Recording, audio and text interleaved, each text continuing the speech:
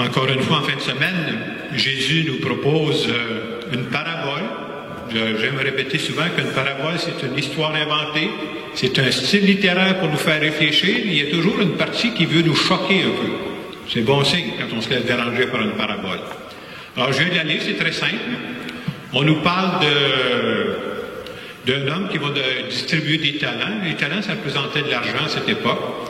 Celui qui en a reçu 5 de son maître va en obtenir 5 autres. Celui qui en a reçu 2 va être capable d'en obtenir 2 autres. Et dans les 2 cas, l'Évangile dit que le maître était très content. Et on nous parle du 3e, et c'est avec lui qu'on veut nous faire réfléchir. Le 3e n'a reçu qu'un seul talent. Et on nous dit ce qu'il a fait. Il est allé l'enterrer, son talent. Pourquoi? Parce qu'il avait peur. Il avait peur de la réponse de son maître. Et nous, quand on lit cet évangile-là, on a toujours l'impression, c'est quoi la faiblesse de ce dernier serviteur? C'est pas qu'il a manqué de rentabilité, c'est pas ça du tout. On veut nous dire que son problème, là, le dernier, là, c'est que lui, là, c'est sa vision négative de la vie. Il vit sur la peur. Puis quand tu vis sur la peur, tu fais plus rien, tu n'avances plus, tu bouges plus, tu n'avances plus, ta vie est bloquée. Vivre sur la peur. Avancer dans la vie en ne prenant plus aucun risque, ce n'est plus vivre, c'est se contenter d'exister. Et malheureusement, dans notre monde, ça existe des gens qui ne font qu'exister, alors que Dieu nous appelle à beaucoup plus que ça. Donc, cette parabole, qu'est-ce qu'elle veut nous dire? Cette parabole nous invite à passer de la peur, parce qu'on a tous des peurs, c'est normal d'avoir peur, mais je ne veux pas me laisser arrêter par mes peurs, par exemple. L'Évangile nous invite à passer de la peur à la confiance pour faire fructifier les dons que Dieu nous a faits. Parce que Dieu nous a fait des dons à tout le monde, sans exception. On a tous eu des dons. Mais c'est bon de savoir que quand Dieu donne des talents, quand Dieu donne des dons, il ne donne pas des talents qui sont tout faits d'avance. Oh non, non, c'est pas de même que ça marche. Dieu, quand il nous donne des talents, c'est ce qu'il a fait avec nous, il nous donne ça à l'état de semence. Puis là, il dit, je te donne des semences, là. C'est à ton tour de les faire fructifier. Je te donne du temps. C'est quoi le temps qu'il me donne? C'est ma vie. Je te donne la vie, là. Alors, je ne tarde pas trop, là. Ça avance, ton affaire. Il fallait fructifier tes dons. Puis non seulement je te donne du temps, je te donne des occasions, des opportunités. Il va arriver dans ta vie toutes sortes d'occasions. Tu auras des occasions de te servir ce talent-là. Là. Et si tu te sers de ces talents-là, si tu as le courage de risquer avec moi les talents que je t'ai donnés, tu pourrais être surpris de voir ce que ça va donner.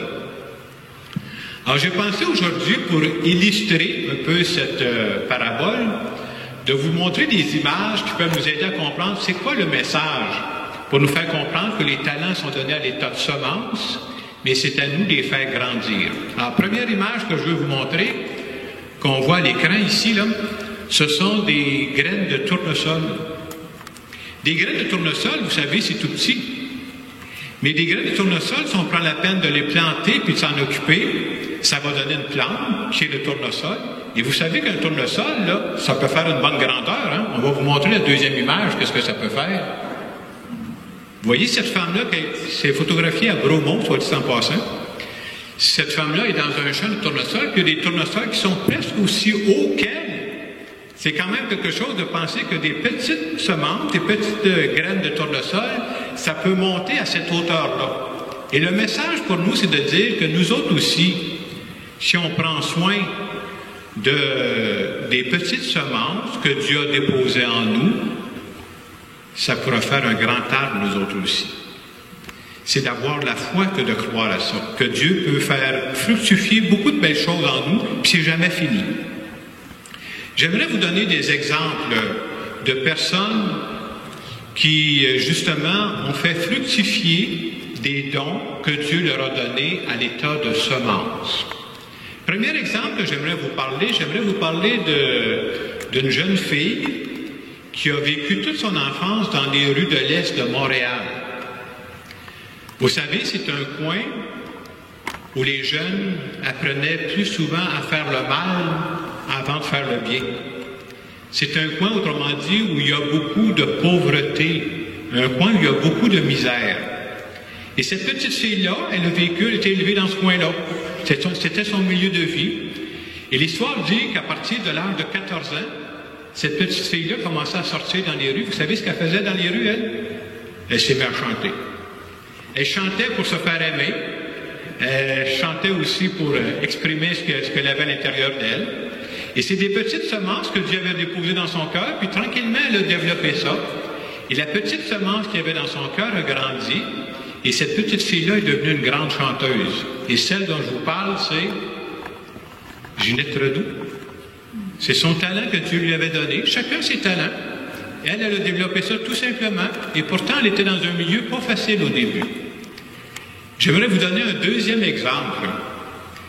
J'aimerais vous parler d'un jeune garçon qui est venu au monde en 1936.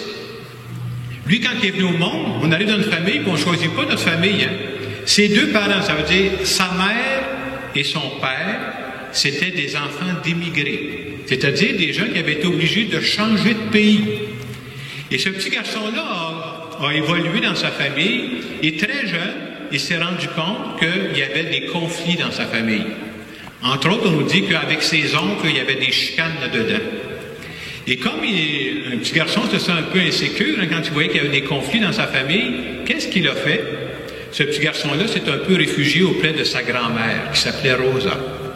Et c'est quand il a rencontré sa grand-mère Rosa, c'est elle qui lui a transmis la foi. C'est elle qui lui a appris à prier. Mais ce petit garçon-là a continué son chemin. On dit même qu'il a vieilli, puis comme tous les autres petits garçons, à un moment donné, il s'est fait une blonde, etc. Mais par après, ce qui est arrivé dans sa vie, les petites semences de foi que sa grand-mère Rosa avait développées dans son cœur, ça a continué à grandir, à grandir, à grandir, puis c'est devenu un grand arbre. Et ce petit garçon-là, aujourd'hui, il a changé de nom. Il s'appelle le pape François. Vous voyez que lui aussi, il a reçu ses dons, ses talents à l'état de semence, puis Dieu a fait grandir ça. Si je vous montre ça, c'est pour vous dire que c'est vrai pour chacune d'entre nous. Nous avons tous, sans exception, reçu des talents. Mais les talents que Dieu nous a donnés, ce n'est pas des modèles tout faits. Je t'ai pour dire, c'est comme des modèles Ikea, il faut les monter. C'est à développer ces modèles-là. Et si nous croyons à ça, c'est à nous de les faire fructifier. C'est de croire qu'il y a dans chaque vie des occasions pour partager nos talents avec les autres.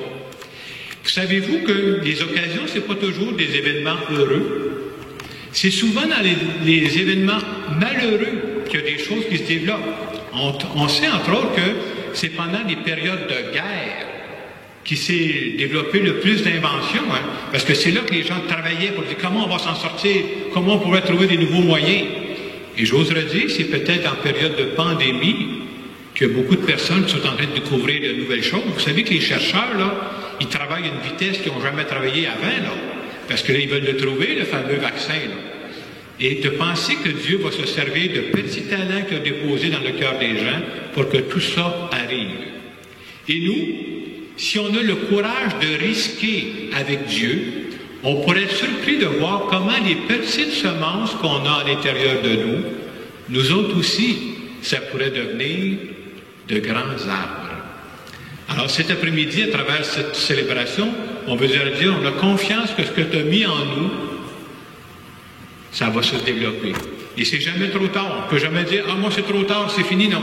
Dieu travaille toujours en nous, qu'on n'arrivera jamais à réaliser tout ce que Dieu est capable de nous faire à partir de ses petits talents.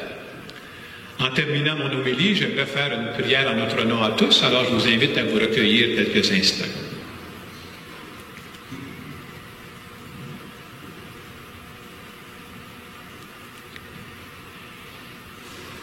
Seigneur, j'aimerais te dire que je crois que tu ne m'as pas oublié. Tu m'as donné à moi aussi des talents à l'état de semence. Fais que je profite des situations de ma vie, des opportunités qu'il y a dans ma vie, pour partager aux autres tout ce que tu m'as donné. Je voudrais que les talents que tu m'as donnés, que je m'en sers pour faire du bien. Parce que je crois que c'est pour ça que tu m'as donné la vie. Et je veux te dire merci de m'aider à les développer. Amen. Dans le moment de silence qui suit, je vous invite à préciser pour vous, pas vos talents en général, c'est quoi vos 2 plus grands talents? Avec quel talent présentement vous servez pour faire du bien? C'est important de les nommer et quand vous les aurez précisés, dites merci à Dieu, puis dire à Dieu, je veux continuer de me servir de ces talents-là parce que je suis sûr qu'il y a des personnes autour de moi qui en ont besoin.